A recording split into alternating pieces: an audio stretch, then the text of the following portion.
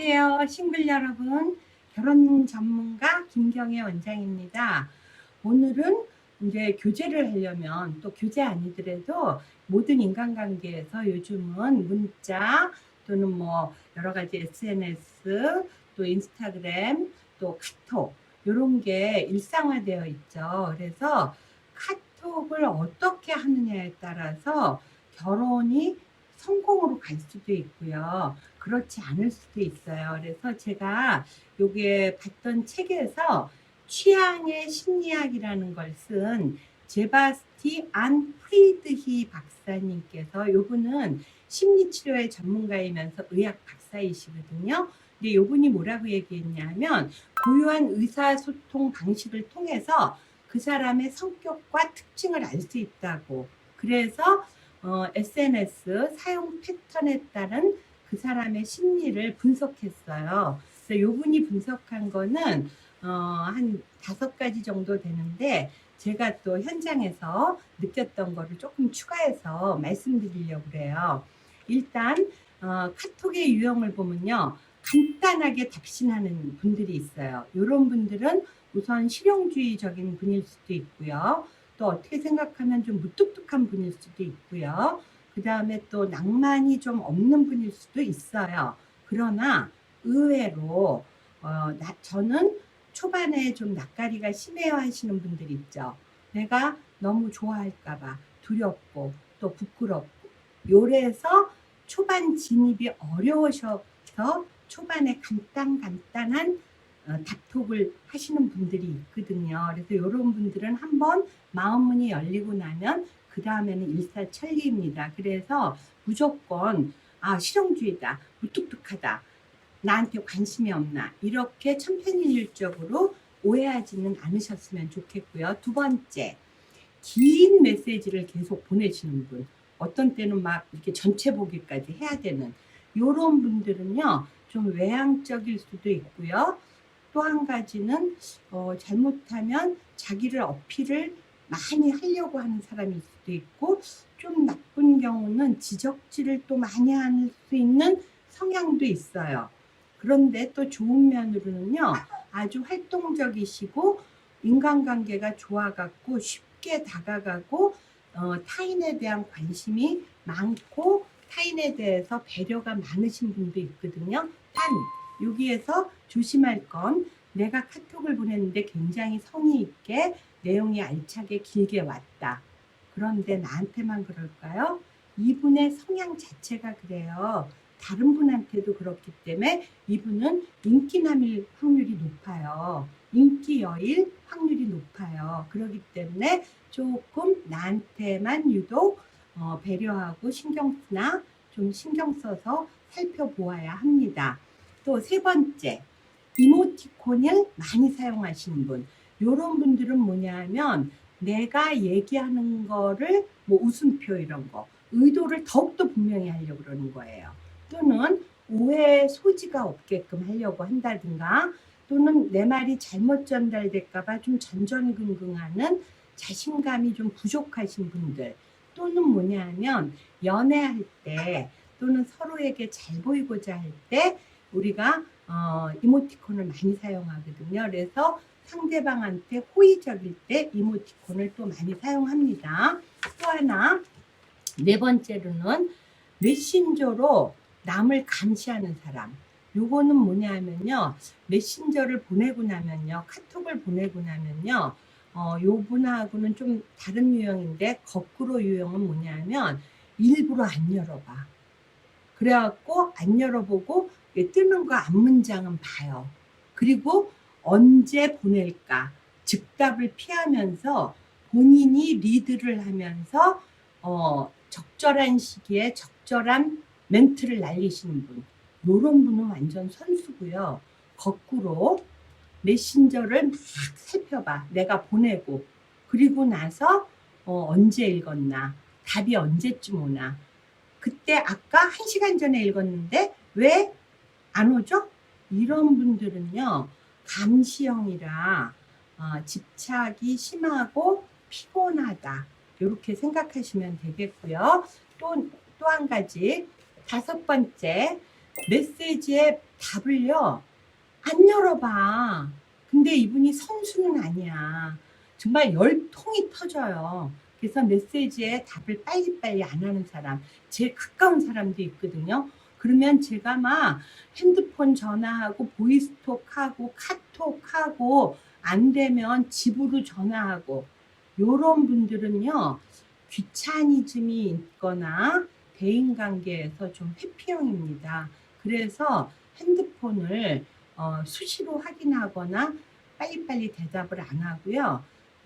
나아가서는 저는 이건 상대방에 대한 배려도 본이든 본이 아니든 좀 회피형이다 보니까 배려가 안 되는 분이다 생각이 되더라고요. 그리고 이 박사님도 귀차니즘 성향이 있고 회피형들이 빨리빨리 안 보고 빨리빨리 즉답을 안 한다, 이렇게 되어 있어요. 그 다음에 여섯 번째는 뭐냐면 메시지에 즉시 답을 하시는 분들, 이런 분들 유형은요 성격도 아주 시원시원하다는 말을 많이 듣는 분들이에요.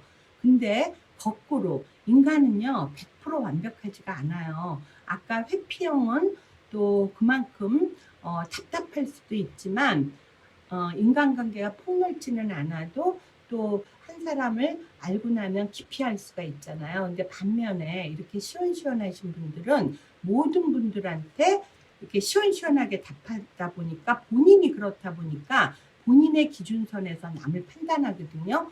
따라서 업무 영역에서도 그렇고요. 이런 카톡이나 이런 거에서도요.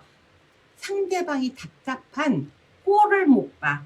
따라서 문제 해결력은 본인이 높고 그렇기 때문에 상대방 이해력이 약간 떨어져요. 왜 이걸 못하지? 왜 빨리 답을 안 하지? 이러기 때문에 조금 서로 통하지 않고 답답하면 그분한테 조금 화낼 수 있어요. 그죠? 그 다음에 이번에는 폭탄성 문자를 보내는 분. 이런 분들의 폭탄은요, 안 받아본 사람들은 상상을 초월할 정도로 수없이 시도 때도 안 가리고 뭐 주말이나 공휴일이나 밤이나 낮이나 그 다음에 문자의 양이나 횟수나 이런 거는요, 이분들은 자기 감정이 첫째 조절이 안 되시는 분들이고요. 또 하나는 자기 생각에 함몰되신 분들이고요. 그 다음에 굉장히 타협을 모르시는 분들이에요. 남의 얘기를 안 들어요. 그래서 끝까지 함몰된 자기 생각을 주장하시려고 그러시는 거거든요. 그렇기 때문에 이런 분들은 남자고 여자고 부부관계는 말할 것도 없고요. 교제는 뭐 말할 것도 없고요.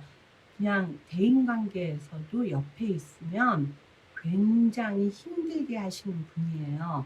그래서 이분들한테 왜 이렇게 문자 폭탄을 보내냐, 이렇게 옳다 그르다로 얘기를 하시죠. 그러면 이거 한두 끝도 없어요. 이분들은 그냥 좋게 빨리 잘 끝내셔야 돼요. 그 다음에 마지막으로 평소에 이렇게 통화를 할 때는 우리가 핸드폰도 통화를 누르잖아요. 그런데 보이스톡으로 전화하시는 분들이 있는데, 저도 처음에는 이해를 못하고 요 박사님께서 요거는 안 써놨더라고요. 근데 제가 추가하는 얘기거든요. 근데 이게 뭐 해외라면 당연히 보이스톡으로 해야 되죠. 그런데 요금이 또 제한적인 경우였다면 보이스톡을 할 수가 있어요. 그런데 요즘에는 요금도 데이터 사용도 다 무제한이잖아요. 그런데 왜 보이스톡으로 꼭 전화를 할까? 이건 몇 가지 유형이 있는데, 우선은 아줌마들, 나같이 아줌마들이 데이터 검색이 필요가 없어. 그래서 데이터는 계속 남아돌기 때문에 데이터에 연연하지 않고 보이스톡을 하는 경우가 많고요. 그 다음에 보이스톡 소리가요, 약간 하이 클래스로 높아요. 그래서 핸드폰 소리는 놓쳐도 보이스톡을 하면 빨리 알아듣더라고요. 그래서 이런 경우는 좀 나이 드신 분들이 보이스톡을 하시는 경우고요. 그 다음에 아주 철두철미하신 분들, 세 번째 유형은 뭐냐면 톡으로 전화하면 보이스톡 했다는 기록이 남잖아요. 그래서 이분하고 언제 전화했구나. 요런 것들이 남아있게 하려는 분들, 아주 정확한 성격의 분들, 요런 분들이 보이스톡을 하는 것 같습니다. 자, 도움 되셨나요? 우리가 여러분들이 첫 만남을 하고요. 돌아갈 때 나는 여자니까 남자가 카톡을 하려니 이거는 아니에요. 첫 만남을 하고 내가 그분이 마음에 들면 카톡을 어떻게 이렇게 우의를 점하지 않고 또는 비굴하지 않고 아주 상식선에서 기분 좋게 카톡 하나를 어떻게 날리느냐가 애프터로 연결되거든요. 따라서 첫 만남 이후에는요, 가는 중입니다. 뭐 상큼한 커피 향이 아직도 코끝에 맴도네요. 커피 맛있게 잘 들었습니다. 라든가 이렇게 간단한 멘트 하나는 날려주시는 게 상대방에 대한 배려고요. 그럼에도 불구하고 그분이 나 마음에 안 든다 그러면 우리 횟수 제한 없이 만나잖아요. 그러면 나랑 인연 아닌 거예요. 근데 그런 거에 상처받을까봐 카톡 안 하고 기다리고 이럴 필요는 없어요. 그래서 첫 만남 이후에는 카톡 하나 간단하면서도 부담 없는 그리고 상큼한 그런 카톡 하나 날려주시기 바라겠습니다. 이상 김경애 원장이었습니다.